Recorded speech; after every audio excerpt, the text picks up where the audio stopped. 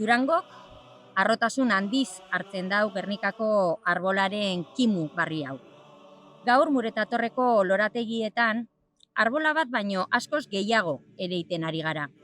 Historia, nortasuna eta herri gisa batzen gaituzten balioak landatzen ari gara. Gernikako arbola, zalantza barik, Euskal Herriaren sinbolo unibertsalenetako bat da. Mendeetan zehar, gure historiaren, askatasunaren eta autogobernurako daukagun borondatearen lekuko izan da. Erresistentziaren eta itxaropenaren sinboloa be izan da momentu zailenetan.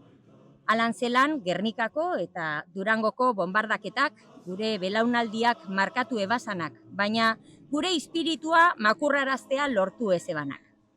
Gaur, aritz gazte honen lehen paladak botatzean, historiarekin eta honaino ekarri gaituzten balioekin daukagun konpromisoa berresten dugu.